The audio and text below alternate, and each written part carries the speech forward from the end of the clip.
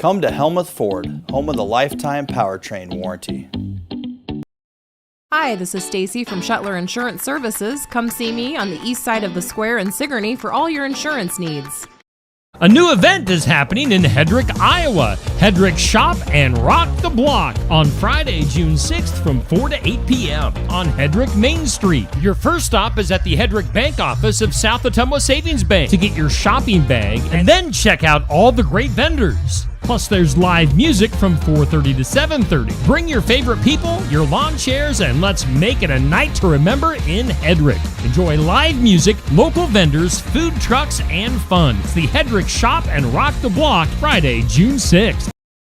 Jace Race 2025 is Saturday, June 7th at the North Mahaska Junior Senior High School in New Sharon. The 5K starts at 8 a.m., followed by the 1 mile fun run.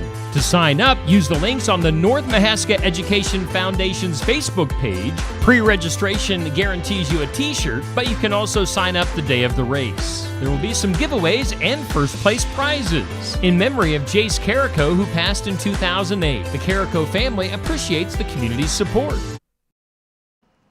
Southern Iowa, it's rodeo time. The 2025 Albia Chamber Main Street Rodeo returns Saturday, June 7th at the Monroe County Fairgrounds.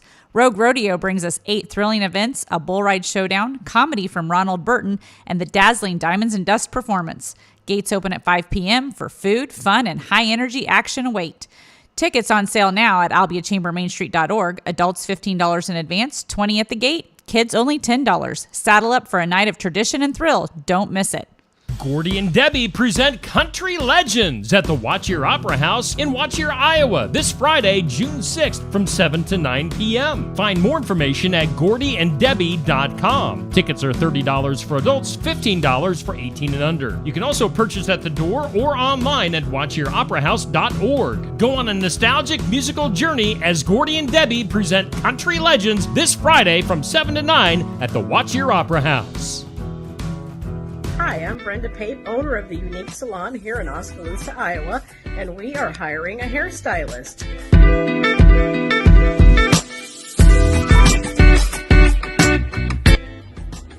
This station could be yours if you're interested in the job here at the Unique Salon. We have openings for a commission-based stylist or even a rental stylist. So if you're interested, please get back to me at the Unique Salon, 673-4969. Thank you. Welcome to this edition of Morgan You Asked For podcast. Not a lot to talk about, not a lot of news. I was listening to some talk radio today, and as they said, June is the worst month for actual sports. Baseball, you're starting to see some things. The NBA Finals are there, but that's not our topic, and it's really not an Iowa thing. A little bit more interesting this year with Tyrese Halliburton and the Indiana Pacers being there for the first time in 25 years.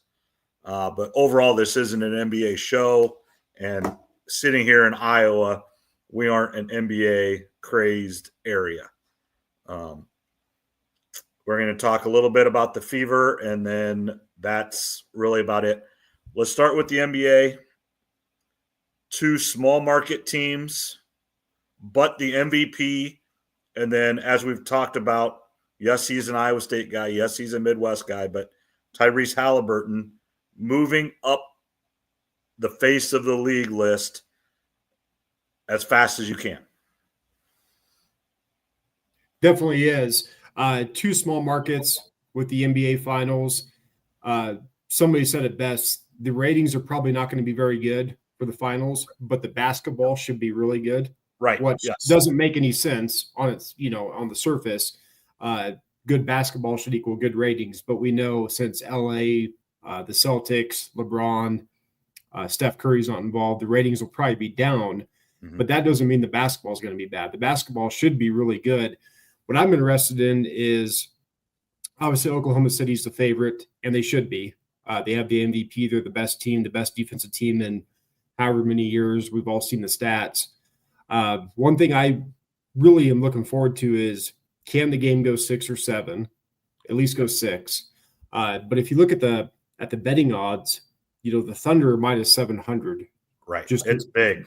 You're not going to bet that unless you're a loan shark or you're trying to hide money, right? You're not going to bet those odds. The Pacers are plus 500. So if you want to bet pizza money, $10 or $20, there's a little value there. And I think I saw some stat the other day where since 2000, the 10 biggest favorites in NBA Finals history, 2 of the underdogs have hit. And I think that was the Mavericks over the Heatles, and then the LeBron Cavs when they came back from 3-1 deficit to the Golden State Warriors. So it is possible, of course. I heard a couple Miller and Condon or the betting guys talk show here in Des Moines. I don't know if you've ever listened to them, but they talked about obviously you can't bet minus 700 for the Oklahoma City. You just can't do it. And plus 500 is a lot. The bet he would make is to bet Indiana to force game 6. And then if they hit that, then bet them in game 7. But do it more of make sure because they could play a heck of a series and just force game 6 because the gentleman's sweep is the favorite. Is 5 games, 4-1. Indiana gets 1 at home. Oklahoma City wins the rest. Most people think it's going to be 4 or 5 games, but bet it to go 6 or 7, and then you could roll in. If you hit that one, you roll into Indiana for a game 6 or game 7 if you think they are going to be able to pull it out. Do you know what the odds were for that? I don't think they talked about this. It's just with the so big of odds, that's a way to play it to get a little bit better odds without just – I mean, obviously, if you bet Indiana to win the series, that's great odds, but it's really hard to do. I think Nick Wright said, and I could be wrong on this, he said a day or two ago, you could get Oklahoma City to win the series in 5 or 6 at like minus 240. Okay. Which is, it's still a lot. I mean, you still have to risk a lot to win that. But he thought that Indiana was good enough to at least win 1 game, but he didn't think it was going to go 7.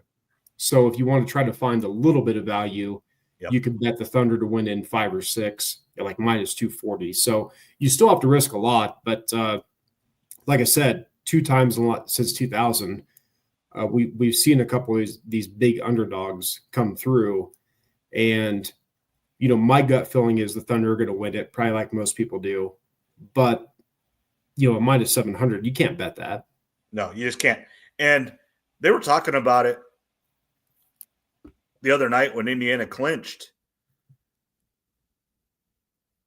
Indiana stole game 1. Absolutely stole it. Should not have won. And that changes the entire series. If Indiana could come do something like that in game 1, I don't think they come out and just dominate, but somehow, somebody hits a shot to win it because they stay close. Then obviously that changes the entire thing. And they just have to be able to make plays.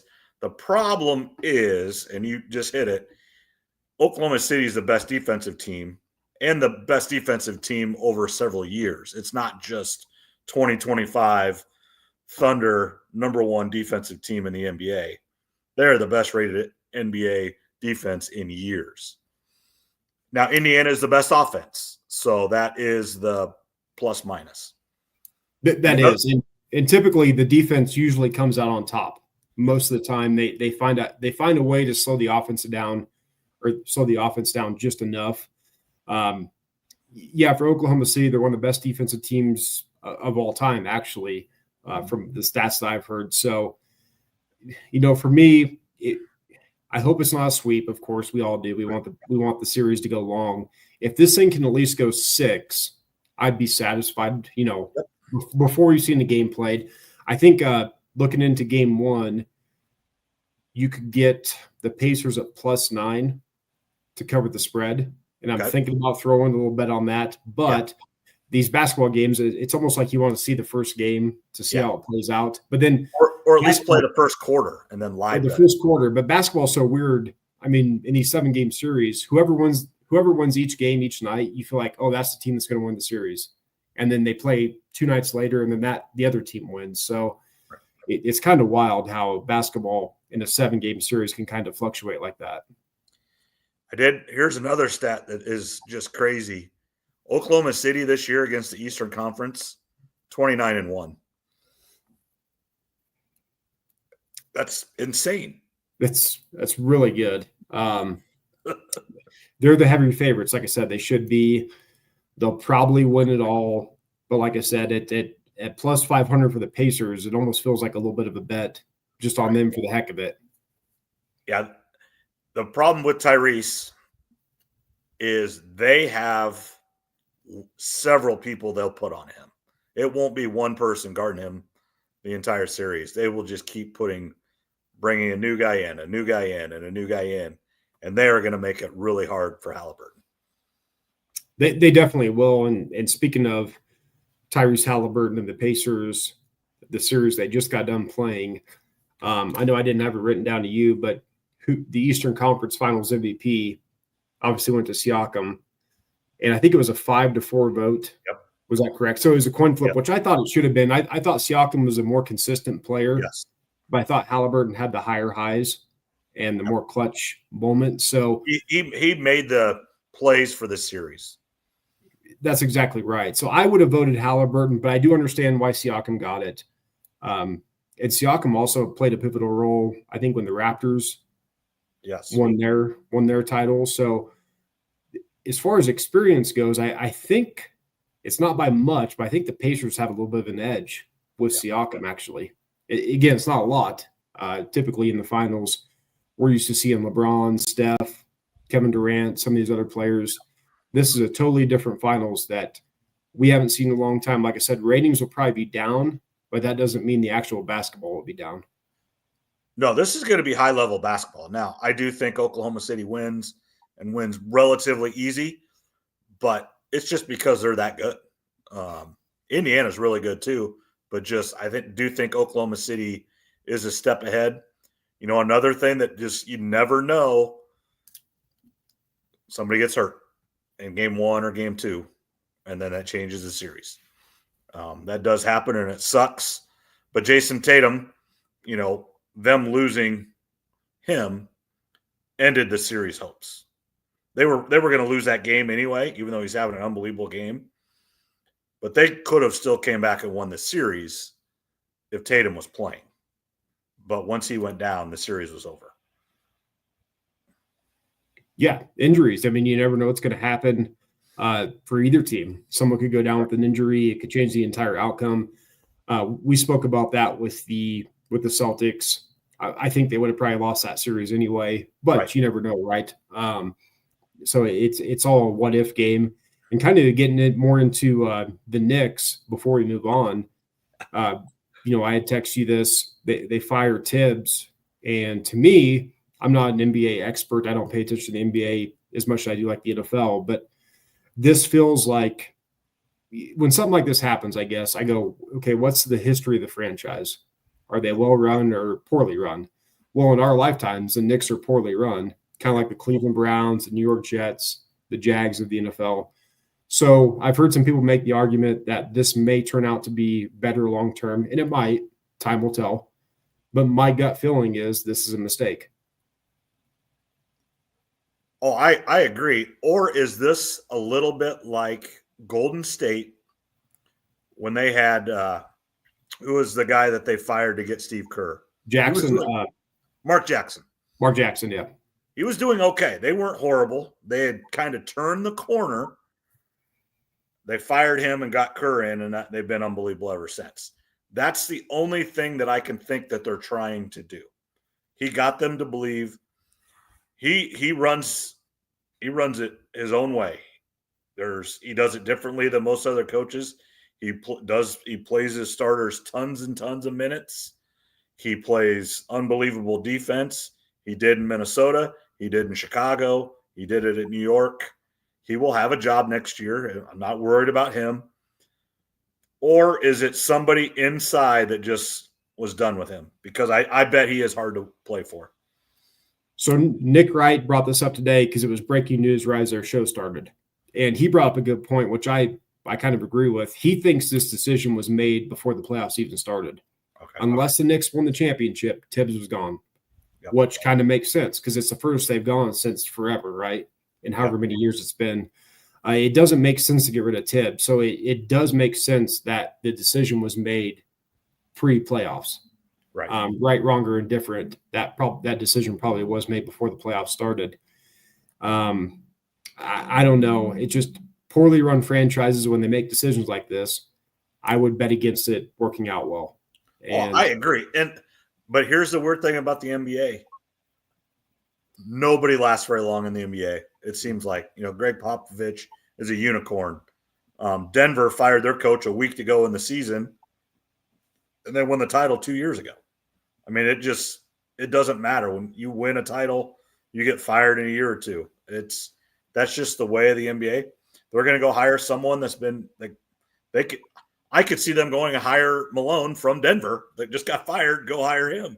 I mean, and Thibodeau going to Denver. I mean, that wouldn't shock me.